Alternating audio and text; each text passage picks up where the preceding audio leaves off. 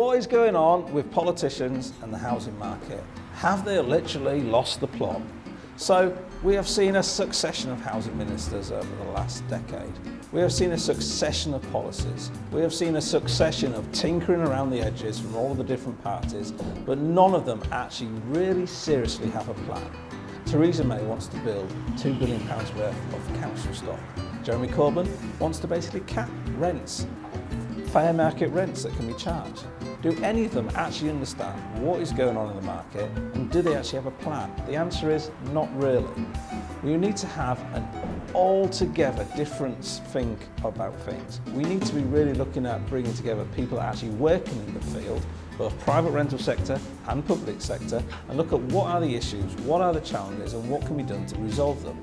So let's look at those policies. £2 billion spent on council housing stock and social housing. Guess what? There's 750,000 empty homes across the UK, of which half of those are already owned by councils. So why don't we spend the money on actually refurbishing those and doing those up instead? Wonders will never cease. Guess what? We are about 1 billion bricks short of where we need to be to even build those properties.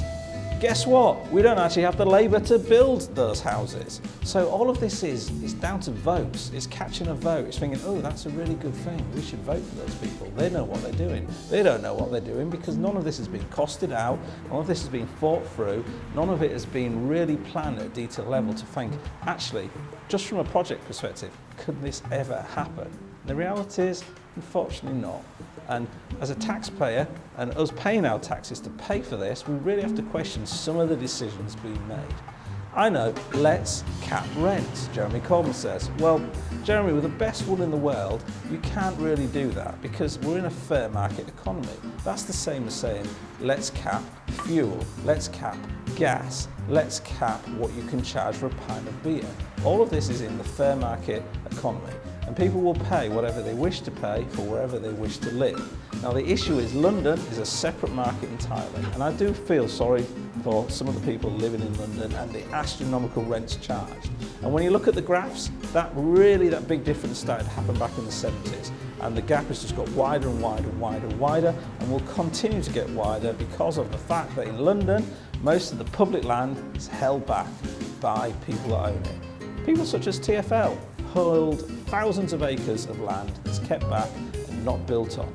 If they were to be built on, it might bring prices down because there'd be more stock, but who knows whether they'll actually do this. So from our perspective, in terms of looking in and looking at all this stuff that's going on, our view is very simple. We've written a white paper on the HMO sector, looking forward to 2027 and what we think will happen.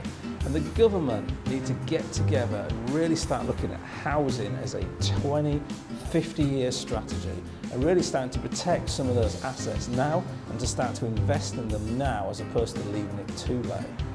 I'll leave you to think about that and enjoy the rest of your day.